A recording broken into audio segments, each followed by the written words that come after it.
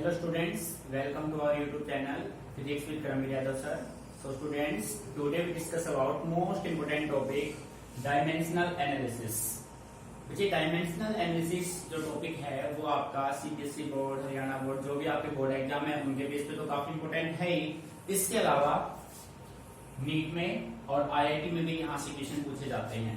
तो ये जो पार्ट है आपका सबसे इजी पार्ट है और सबसे इम्पोर्टेंट पार्ट भी है। सो बच्चे हर पॉइंट ऑफ व्यू से अगर हम इसको देखें, चाहे बोर्ड के पॉइंट ऑफ व्यू से, चाहे कंपटीशन के पॉइंट ऑफ व्यू से, ये टॉपिक अपना काफी इंपोर्टेंट टॉपिक है। सो इस टॉपिक को सभी को अच्छे से सीरियसली लेना है आपको। क्लियर? सो बच्चे डायमेंशनल एनालिसिस में अपने पास फर्स्ट टॉपिक अपना बनता है वो होता है डायमेंशनल फॉर्मूला। भाई डायमेंशनल फॉर्मूला होता क्या है और हमने डायमेंशनल फॉर्मूला क्यों बनाया? क्लियर? सो देखिए, the expression shows how and which of the base quantity. देखो बेटे, base quantity means fundamental physical quantity. आपको अच्छे से क्लियर है, we have 7 basic fundamental physical quantity and 2 supplementary physical quantity, right? बेटे base quantity represent the dimension of a physical quantity. किसी भी physical quantity के डायमेंशन को अगर वो रिप्रेजेंट करता है तो वो उसका क्या बन जाएगा? Dimension formula. यानी कि आपके पास कोई भी डेराइव्ड फिजिकल क्वांटिटी है, उस डेराइव्ड फिजिकल क्वांटिटी को बच्चे आप किसके फॉर्म में बना देंगे? फंडामेंटल के फॉर्म में। यानी कि आपको कंप्लीट फिजिक्स को एक 3 वर्ड में सोल्व करना है। ओनली 3 वर्ड्स, एम, एल और टी। ओनली 3 वर्ड्स में कंप्लीट फिजिकल क्वांटिटी आप कन्वर्ट कर दोगे तो वो उसका बन जाएगा डायमेंशन फॉर्मूला। डेफिनेशन फिर एक बार देख लो, the expression which shows how and which of the base quantity represent the dimensions of a physical quantity. वो उसका क्या बन जाएगा भाई? Dimension formula of that physical quantity, right? So बेटे आपको जितने भी डाटा है सभी को किसमें कन्वर्ट करना है? एम, एल और टी के फॉर्म में। यहाँ पे एम रिप्रेजेंट करेगा मास को, एल रिप्रेजेंट करेगा लेंथ को और बेटे टी रिप्रेजेंट करेगा टाइम को। यानी कि आपके पास जितने भी फिजिकल क्वांटिटी है ना, आप सभी को किसमें कन्वर्ट कर देंगे? एम, एल, टी की फॉर्म में आप कन्वर्ट कर देंगे। फॉर एग्जाम्पल जैसे हम बात करते हैं, आपने एग्जाम्पल लिया, भाई देखो कन्वर्ट करोगे कैसे? एरिया। अभी देखो एरिया कैसा फिजिकल क्वांटिटी है? आपने एरिया फंडामेंटल में देखा? नहीं देखा। तो फंडामेंटल नहीं तो कौन सा बच गया? Direct physical quantity. एरिया अपना एक डायरेक्ट फिजिकल क्वांटिटी है भाई, डायरेक्ट फिजिकल क्वांटिटी। अब बेटे एरिया के फॉर्मूला की अगर मैथमेटिकल हम बात करें तो एरिया का फॉर्मूला होता है लेंथ इनटू ब्रेड्थ। क्लियर? अब भाई आपके पास मैंने कहा 3 वर्ड है बस, मास, लेंथ और टाइम। इनके अलावा 4th वर्ड आपके पास नहीं है, तो इन तीनों को ही आपको यूज करना है। लेंथ का मेजरमेंट आप तीनों में से किस में करोगे? भाई लेंथ का मेजरमेंट तो एल में होगा, एल।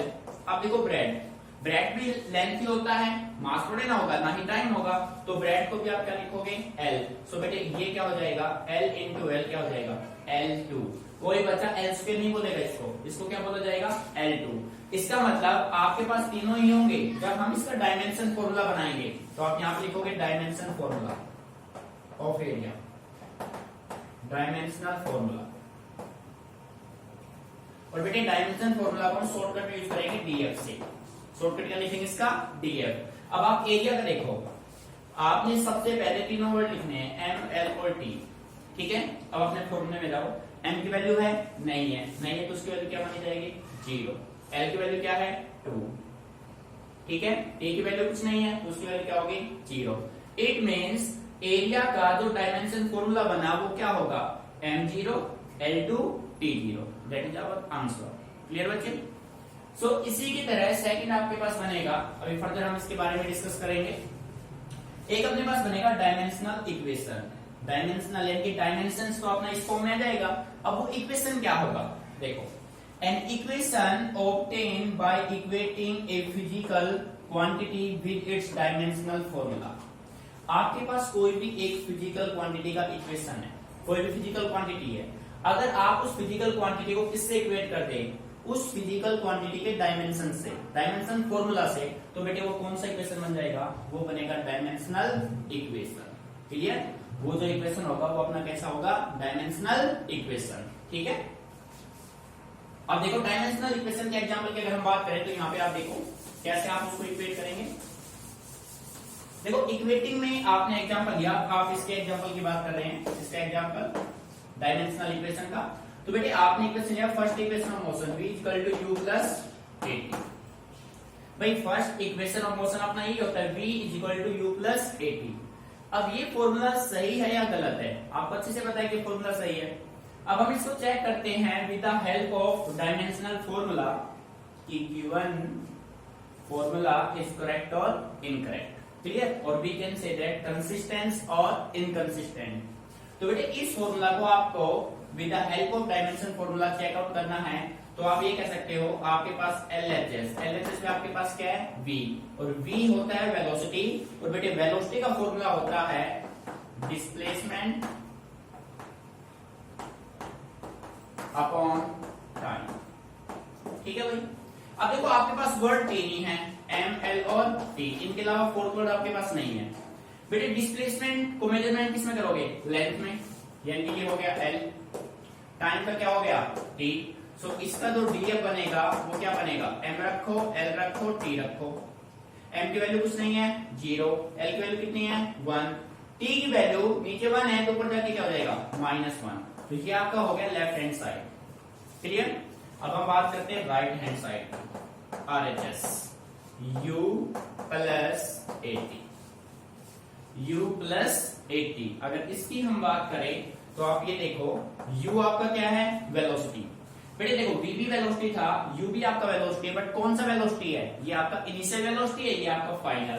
तो इसका फॉर्मूला बनेगा L1, अभी आपने निकाला है ना, L1 t-1 प्लस a आपका क्या है एक्सेलरेशन। अब यहाँ पे हम बात करते हैं, देखो भाई एक्सेलरेशन होता है वेलोसिटी अपॉन टाइम। अब बेटे वेलोसिटी का फॉर्मूला आपने अभी निकाला L1 t-1 और एक टाइम ये आ गया, तो ये टाइम आपस में कैंसिल आउट नहीं होंगे, ये ऊपर चला जाएगा, तो एक्सेलरेशन का क्या बनेगा L1 t-2। ठीक है? और इनटू में अपने पास क्या है t, तो यहां से फॉर्मूला सोल्व होगा तो ये बनेगा L1 t-1। ठीक है? L1 t-1 ये बन जाएगा भाई। क्लियर? अब आप ये देखो सेकेंडली, बेटे अगर आप मैथमेटिकल बात करें, मैथमेटिकल आप कहेंगे L1 t-1 plus L1 t-1, यानी कि 1 प्लस 1 कितना हो गया 2। बट फिजिकली हम बात करें, फिजिक्स के लैंग्वेज में अगर हम बात करें तो L1 t-1 plus L1 t-1 भी अपना किसके बराबर होगा, L1 t-1 के। अब देखो क्यों होगा, आप यहाँ पे L प्लस L करोगे ना तो 2L नहीं होगा, L प्लस L आपका क्या होगा L। क्यों होगा, क्योंकि जब आप किसी भी फिजिकल क्वांटिटी में फिजिकल क्वांटिटी ऐड करेंगे ना तो आपका आंसर भी क्या आएगा, फिजिकल क्वांटिटी आएगा। इसी वजह से L प्लस L 2L ना होके क्या होगा L। क्लियर? सो L1 t-1 plus L1 t-1 किसके बराबर होगा, L1 t-1। ये आपका right hand side. So LHS is equal to RHS। Clear? So बच्चे ये आपका होगा डायमेंशनल इक्वेशन। देखो अभी हमने थोड़ा शॉर्टकट यूज किया, अभी हम इसको डीपली, सबसे पहले हम यहाँ पे डायमेंशनल फॉर्मूले अच्छे से रीड करेंगे, उसके बाद कंसिस्टेंसी उनका सोल्व करेंगे with the help of dimensional formula. ठीक है बच्चे? तो सबसे पहले हम चीजों को समझते हैं कि प्रोसेस है क्या अपना। क्लियर?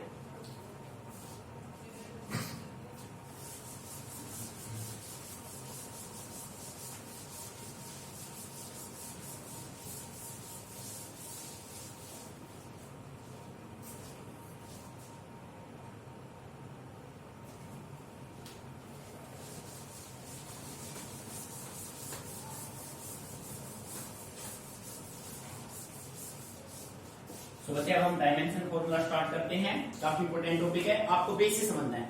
एक भी डायमेंशन फॉर्मूला आपको रटना नहीं है, आपको कंसेप्ट समझना है। क्लियर? सबसे पहले हम शुरू करते हैं नंबर 1 पे एरिया। अबे मैथमेटिकली आप बस ये ध्यान रखिए, आपको बस ये 3 वर्ड चाहिए, M, L और T। फोर्थ वर्ड आपके पास है ही नहीं, कंप्लीट आपको इन 3 वर्ड में सोल्व करना है। मास, लेंथ और टाइम। जो भी फिजिकल क्वांटिटी आपके पास है उन सभी फिजिकल क्वांटिटी को बच्चे आप किस में कन्वर्ट कर देंगे, आप उनको M, L और T की फॉर्म में कन्वर्ट कर देंगे। ठीक है? तो वो अपना बन जाएगा डायमेंशनल फॉर्मूला। क्लियर? देखो बेटे मैथमेटिकली एरिया का फॉर्मूला होता है लेंथ इनटू ब्रेड्थ। ठीक है, अब बेटे देखो लेंथ का मेजरमेंट आप किसमें करोगे, एल में, तीनों में से। ब्रेड्थ को भी किसमें मेजर करोगे, एल में। तो ये अपना किसके बराबर हो जाएगा, L2। तो इस पे नहीं बोलेंगे, L2। ठीक है, सो इसका जो डायमेंशन फॉर्मूला बनेगा, डायमेंशनल फॉर्मूला, आप तीनों रखो सबसे पहले, M रखो, L रखो और T रखो। ठीक है, अब यहाँ पे M की वैल्यू क्या है, कुछ नहीं है तो 0। L की वैल्यू कितनी है, 2। T की वैल्यू कितनी है, 0। तो ये आपका हो गया आंसर। ठीक है, दूसरा इसी के बेस पे SI यूनिट बना देते हैं, SI यूनिट। बेटे देखो मास 0 है, टाइम 0 है, तो L2 है, तो L का होता है मीटर, तो हो जाएगा मीटर का स्क्वायर। ठीक है, ये हमने इसलिए बनाया क्योंकि कई बार क्या होगा क्वेश्चन में आपको SI यूनिट गिवन होगा और SI यूनिट से क्या बनाएगा, डायमेंशन फॉर्मूला, तो भी हम बना देंगे। क्लियर। सेकंड हम बात करते हैं वॉल्यूम की। अब बेटे देखो वॉल्यूम का जो मैथमेटिकल फॉर्मूला होता है वो होता है length into breadth into height. Length, breadth, height. अब प्यारे बच्चों आपको इन सभी को किसमें कन्वर्ट करना है, M, L और T की फॉर्म में आपको कन्वर्ट करना है। तो आप ये देखिए वॉल्यूम इक्वल टू लेंथ का मेजरमेंट किसमें होगा भाई, L में। अब बात आती है ब्रेड्थ की। सो ब्रेड्थ को आप मास में मेजर कर सकते हैं, नहीं कर सकते। टाइम में मेजर कर सकते हैं, नहीं कर सकते। तो किसमें करेंगे आप, ओनली लेंथ में। सो इसका भी क्या हो जाएगा, L। अच्छा, तो बेटे हाइट को बताओ, हाइट मास में मेजर होगा, नहीं होगा। टाइम में नहीं होगा, तो किसमें होगा, L में। तो ये क्या हो गया, L। तो इसका मतलब ये किसके बराबर आ गया, ये हो गया L3। तो इसका जो DF बनेगा ना बेटे, DF का फुल फॉर्म है डायमेंशन फॉर्मूला, DF। ठीक है, dimension formula means DF। M रखा आपने, L रखा, T रखा। बेटे M की वैल्यू क्या है, 0। L की वैल्यू क्या है, 3 और T की वैल्यू क्या है, 0। This is the dimension formula for volume. Clear. यहाँ पे आप लिखो इसका SI यूनिट, SI यूनिट। तो बेटे मास 0 है, टाइम 0 है, तो ये हो जाएगा मीटर क्यूब। आया समझ में, क्लियर बच्चे। नंबर 3 पे हम बात करते हैं बच्चे डेंसिटी की। बेटे डेंसिटी का सिंबल होता है रो। देखो फिर आप इसे न्यूमेरिकल करेंगे तो सिंबल आपको माइंड में रखने हैं। ठीक है, डेंसिटी फॉर्मूला होगा रो, डेंसिटी का सिंबल होगा रो। बेटे डेंसिटी होता है mass upon volume, mass upon volume. ठीक है, अब देखो भाई मास को तो एज आप रख लोगे, अब सोल्व किसको करना है, वॉल्यूम। देखो आपको सीधा वॉल्यूम का L3 पुट नहीं करना है, आप चीजों को है ना पहले कंसेप्ट को ओपन करते चलो, सोल्व करते चलो। ठीक है, रटना नहीं चीजों को हमें। यहाँ पे हमने वॉल्यूम को सोल्व किया, वॉल्यूम बन गया length into breadth into height, ये बन गया। तो इसका DF जब आप रखना चाहोगे यानी कि मास का क्या हो गया भाई, M, डिवाइड में लेंथ का क्या हो गया, L, ब्रेड्थ का क्या हो गया, L, हाइट का क्या हो गया, L। क्लियर है ना। तो बच्चे यहाँ से DF जो बनेगा अपना, DF में सबसे पहले आप क्या रख दो, M, L और T रख दिया आपने। बेटे M की वैल्यू कितनी है, 1। L की वैल्यू कितनी है, 3 है, बट नीचे ऊपर जाके क्या होगा, -3 और T की वैल्यू क्या है, 0। सो डेंसिटी का डायमेंशन फॉर्मूला होगा M1 L-3 T0। बच्चे क्लियर। अब बेटे इसी का बनाते हैं SI यूनिट। SI यूनिट देखो मास का क्या होता है भाई, किलोग्राम, लेंथ का होता है मीटर, और कैसा होता है माइनस का, यानी kilogram per metre cube. Clear, ये हो गया SI यूनिट। ठीक है, अब बच्चे एक डेंसिटी के बारे में एक फैक्ट आपको और बता देते हैं जो आपके न्यूमेरिकल्स में डेफिनेटली यूज होने हैं। ठीक है, तो डेंसिटी के बारे में फैक्ट जो है वो ये है, डेंसिटी ऑफ वाटर वो बेटे आपका होता है 1000 किलोग्राम पर मीटर क्यूब। ठीक है, डेंसिटी ऑफ वाटर होता है 10⁻³ कह सकते हो, या 1000 किलोग्राम पर मीटर क्यूब। ये सेकंड बेटे डेंसिटी ऑफ मरकरी की अगर आप बात करें, डेंसिटी ऑफ मरकरी बेटे ये आपका होता है 13,600 किलोग्राम पर मीटर क्यूब। ठीक है, ये आपको ध्यान रखना है। ये फैक्ट है डेंसिटी का। Density of water 1000 kilogram per metre cube, density of mercury 13,600 kilogram per metre cube. बच्चे के लिए तो बेटे आपको चीजों को समझ के चलना है, 1% भी प्यार तो रटना नहीं है आपको। ठीक है, तो इसको सोल्व कीजिए।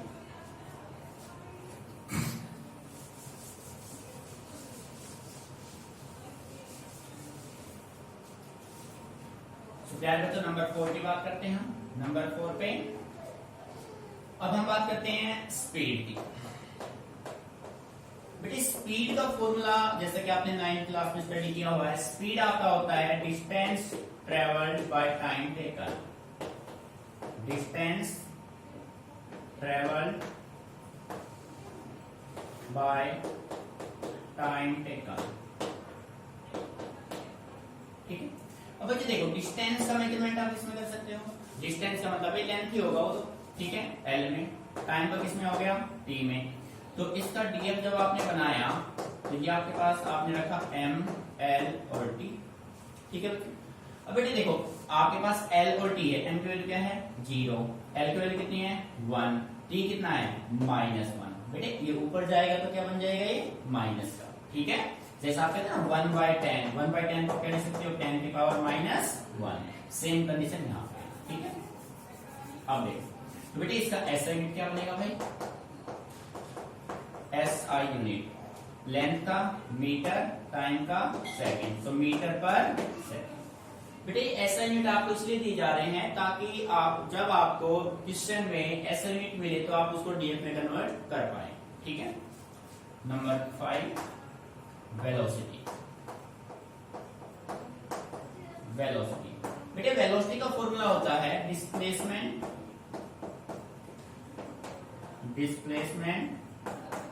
Upon time taken. सो प्यारे बच्चों डिस्प्लेसमेंट को आप किसमें रिप्रेजेंट करेंगे भाई, डिस्प्लेसमेंट का क्या हो गया L और टाइम का क्या हो गया T।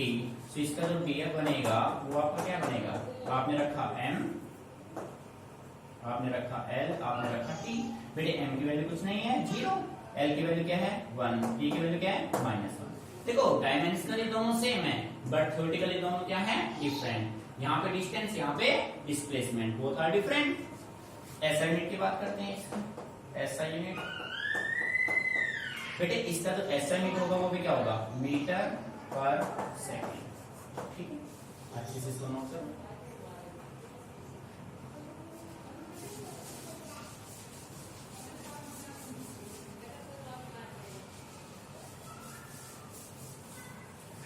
तो स्टूडेंट्स नंबर 6 आपके पास अब आप बात करते हैं वेलोसिटी आपका हो गया एक्सेलरेशन।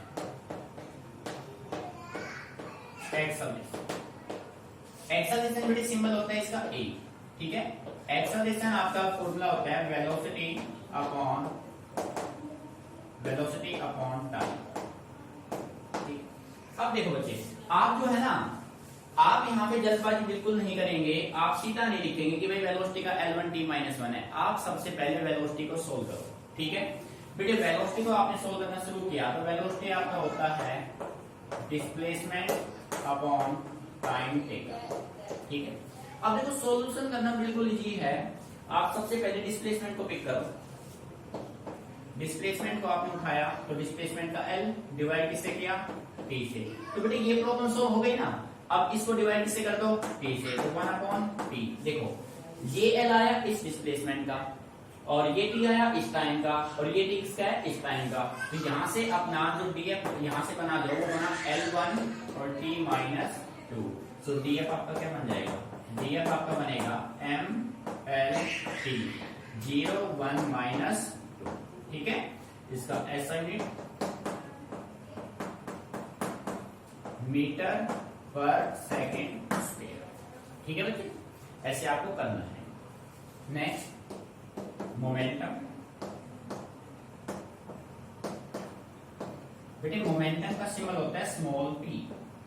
स्मॉल p से किसको रिप्रेजेंट करते हैं आप, मोमेंटम को। ठीक है, तो प्यारे बच्चों मोमेंटम का मैथमेटिकल फॉर्मूला होगा मास इनटू वेलोसिटी। तो प्यारे बच्चों, आपको फिर जल्दबाजी नहीं करनी है, आपको बेसिक मेथड से इसको सोल्व करना है। अगर आप बेसिक मेथड से 2 टाइम कर लेंगे ना तो बच्चे लाइफ टाइम कभी को भूल नहीं पाओगे। ठीक है, वेलोसिटी का मैथमेटिकल फॉर्मूला होगा डिस्प्लेसमेंट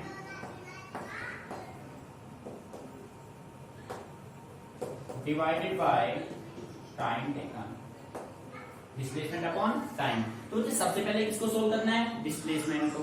तो डिस्प्लेसमेंट का सिंबल यहाँ पे क्या हो गया, एल।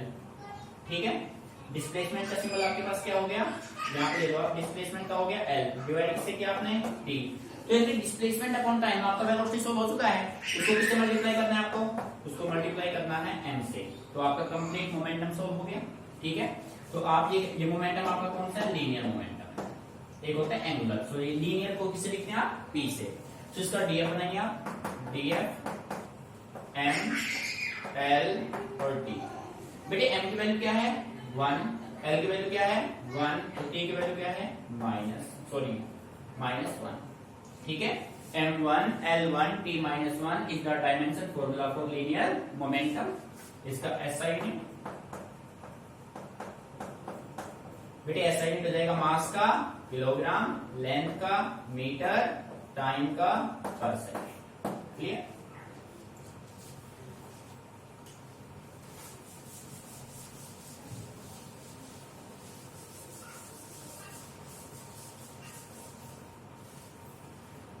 तो प्यारे बच्चों, नेक्स्ट अपना है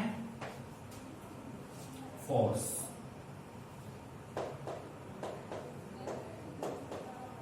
बच्चे जो फोर्स है ना, आप एक तरीके से ये मान लो कि सारे डायमेंशनल फॉर्मूलों का बेस है। जितने भी सबसे ज्यादा मैक्सिमम जो यूज आप करोगे ना न्यूमेरिकल्स में, वो किसका होना है, फोर्स का। बात समझ आ रही है। तो सेकंड लॉ ऑफ न्यूटन के अकॉर्डिंग फोर्स अपना किसके बराबर होता है, मास इनटू एक्सेलरेशन। ठीक है भाई। तो आप सबसे पहले आप इसको सोल्व करेंगे, जल्दबाजी नहीं करनी है, बेस से आपको लेके चलना है। आप किसको सोल्व करेंगे, एक्सेलरेशन। तो बेटे एक्सेलरेशन का फॉर्मूला क्या होगा, वेलोसिटी अपॉन टाइम। क्लियर। अब भी देखो भाई, एमएलटी की फॉर्म में नहीं आया। अब वेलोसिटी को सोल्व करेंगे तो वेलोसिटी क्या होगा, डिस्प्लेसमेंट अपॉन टाइम। बच्चे ऐसा ही होगा ना। अब देखो ये एल और टी की फॉर्म में आ गया। अब इसके आगे फर्दर सोल्व हो नहीं सकता, तो आप यहां से शुरू कर दो अपना डीएफ रखना। बेटे सबसे पहले क्या बताया आपने, डिस्प्लेसमेंट का एल डिवाइड किससे किया, टी से। पहले तो ध्यान से देखो आप चीजों को, डिस्प्लेसमेंट का एल हो गया, टाइम का टी, इसका मतलब वेलोसिटी सोल्व हो गया। इसको किससे डिवाइड किया आपने, इसको आपने डिवाइड किया 1/p से, मल्टीप्लाई करके 1/t से। इसका मतलब क्या सोल्व हो गया, एक्सेलरेशन। इसको आपने किससे मल्टीप्लाई किया, m से। कंप्लीट सोल्व हो गया। बेटे डिस्प्लेसमेंट का l divide by t, velocity solve हो गया, डिवाइड किया 1/t, एक्सेलरेशन सोल्व हो गया, मल्टीप्लाई किया m से, फोर्स सोल्व हो गया। तो df आपका क्या बना, df आपका देखो बेटे m l t। ठीक है, m कितना है 1, l कितना है भाई 1, और t कितना है -2। ठीक है, इसी के बेस पे इसका SI यूनिट बेटे, SI यूनिट मास का किलोग्राम, लेंथ का मीटर, टाइम का पर सेकंड स्क्वायर। और वैसे इसका SI यूनिट और क्या होता है, न्यूटन। भाई ये जो फॉर्मूला ये जो बनाया ना आपने यूनिट, ये आपका डायमेंशनल यूनिट है। ठीक है, और ये आपका थ्योरेटिकल ही है। क्लियर। तो सबसे इंपोर्टेंट कंसेप्ट है जो आपका फोर्स का है, बेस मान लो आप एक तरीके से इसको। ठीक है, अब देखो कैसे भी यूज होगा बार बार। नेक्स्ट आपने लिया इम्पल्स। इम्पल्स बेटे इसका सिंबल होता है जे। ठीक है, इम्पल्स जो आपका होगा, इसका फॉर्मूला होता है force into time. Force into time. देखो कोई क्रिकेट प्लेयर आप देखते हैं, कोई भी क्रिकेट मैच मान लो आप देख रहे हैं, जब कोई भी player cricket player long throw को कैच करता है तो अपने हैंड बैकवर्ड में लेके जाता है। बेटे बैकवर्ड में जब वो लेके जाएगा ना तो टाइम इंपैक्ट इंक्रीज होगा। टाइम अगर इंक्रीज होगा ना तो फोर्स का इफेक्ट क्या होगा, कम। टाइम बढ़ेगा, फोर्स कम होगा। इसका मतलब हम इंजर्ड होने से बचते हैं। हमेशा जब हम लॉन्ग थ्रो को कैच करेंगे ना तो हमेशा अपने हैंड कहां ले जाएंगे, बैकवर्ड में। क्यों, क्योंकि बैकवर्ड में लेके जाएंगे। पहले हम यहाँ पे थे, थोड़ा इधर ले गए, डिस्टेंस आपने इंक्रीज किया तो टाइम आपका इंक्रीज हुआ। टाइम आपका इंक्रीज होगा तो फोर्स आपका क्या होगा, डिक्रीज। सो आपको लेस इंजर्ड होगा। क्लियर, ये होता है इम्पल्स। फर्दर आप इसको डिस्कस करेंगे deeply. Laws of motion 3rd unit में। बेटे फोर्स, अब आपको जल्दबाजी करनी नहीं भाई, कभी आप सीधा रख दो। फोर्स को आप कंप्लीट सोल्व करेंगे तो आपके पास फॉर्मूला बनेगा, फोर्स बेटे होता है मास इंटू एक्सेलरेशन। अब किसको सोल्व करेंगे, एक्सेलरेशन, वेलोसिटी अपॉन टाइम। बेटे आप किसको सोल्व करेंगे, वेलोसिटी, डिस्प्लेसमेंट अपॉन टाइम। हो गया भाई। देखो फोर्स हो गया मास इंटू एक्सेलरेशन, सीधा ही कर लो भाई, सीधा एरो ले लो। फोर्स हो गया मास इंटू एक्सेलरेशन, एक्सेलरेशन हो गया वेलोसिटी अपॉन टाइम, वेलोसिटी हो गया डिस्प्लेसमेंट अपॉन टाइम। पहले बच्चों क्लियर। आप देखो अब इसका अगर हम सबसे पहले आपने बताया डिस्प्लेसमेंट, डिस्प्लेसमेंट का क्या हुआ, L डिवाइड किससे कर दो, T से। ये प्रॉब्लम सोल्व होगी, वेलोसिटी सोल्व, वेलोसिटी को डिवाइड करो T से, 1/T। ये प्रॉब्लम सोल्व हो गई। इसको मल्टीप्लाई किससे करो बच्चे, M से। ये प्रॉब्लम सोल्व हो गई। इसको किससे मल्टीप्लाई करो, ये जो डाटा आ गया इसको आपने किससे मल्टीप्लाई किया, T से, इस T से। ठीक है, अब इसका DF आप बना दो, M L T। बेटे एक T से तो एक T कैंसिल हो गया, M कितना है 1, L कितना है 1 और T कितना है -। ठीक है, और इसी के बेस पे इसका क्या बना दो, SI यूनिट, मास का kg, लेंथ का मीटर और इसका पर। सो प्यारे बच्चों आपको उसको बिल्कुल बोरिंग नहीं होना है। आप बेस से एक बार कर, गारंटी से कह रहा हूं, अगर आप बेस से 2 टाइम्स कर दोगे ना तो लाइफ में कभी भूल नहीं पाओगे। रटी हुई चीजें आप भूल जाओगे, कंसेप्ट को आप भूलोगे नहीं। पर फर्क बस इतना है, रट लोगे आप 10 मिनट में, जब कंसेप्ट से आप करोगे तो 5 सेकंड का डिफरेंस आएगा दोनों में। बस रटी हुई चीजें भूल जाओगे, कंसेप्ट कभी नहीं भूलोगे। इसलिए बिल्कुल भी लापरवाही नहीं करनी है, आपको बेस मेथड से ही स्टार्टिंग में करना है, क्योंकि अभी आप लर्नर हैं। ठीक है, और लर्निंग जब आप कर रहे हैं ना, स्टार्टिंग जब आप कर रहे हैं किसी चीज की, तो उसको बेसिक मेथड से करना चाहिए हमेशा। ठीक है प्यारे बच्चे, क्लियर।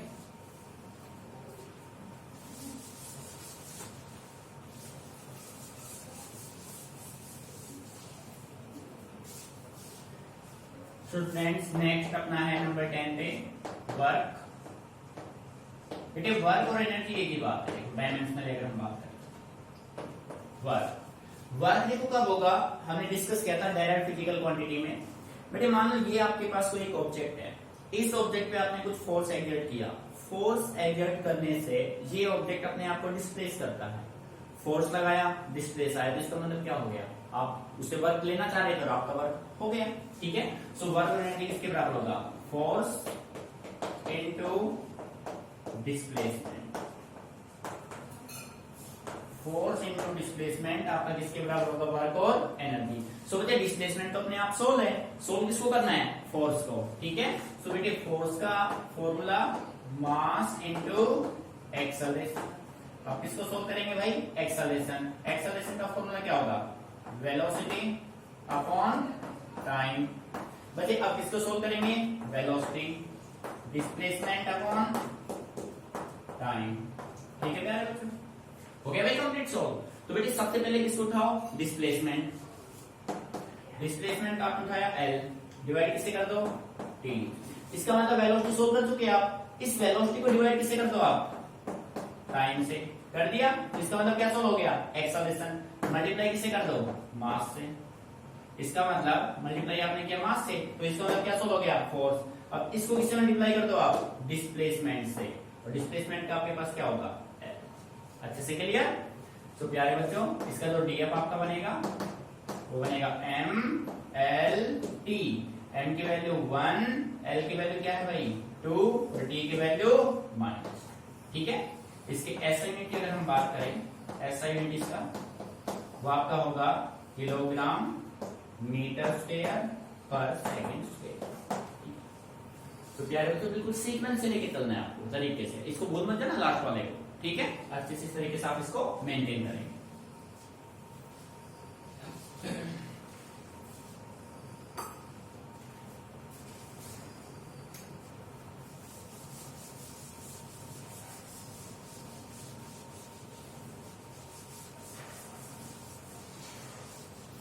सोचिए नेक्स्ट अपने पास है 11 पे पावर। पावर जो होता है वो आपका होता है work upon time. Work upon time equal to power. ठीक है, जैसा कि हमने डायरेक्ट फिजिकल क्वांटिटी के डेफिनेशन में आपसे कहा था, the rate of doing work is said to be power. ठीक है, सो अब आपको टाइम तो सोल्व है, तो किसको सोल्व करना है? वर्क। तो बेटे वर्क क्या होगा? Force into displacement. तो बेटे अब सोल्व किसको करना है? फोर्स को। फोर्स किसके बराबर होगा आपका? Mass into acceleration. अब किसको सोल्व करेंगे? Acceleration velocity upon time. तो बेटे वेलोसिटी क्या होगा? Displacement upon time. क्लियर है ना? सो बेटे सबसे पहले आपको किसको पिक करना है? डिस्प्लेसमेंट। डिस्प्लेसमेंट का सिंबल क्या हो गया आपके पास? एल। डिवाइड किससे किया?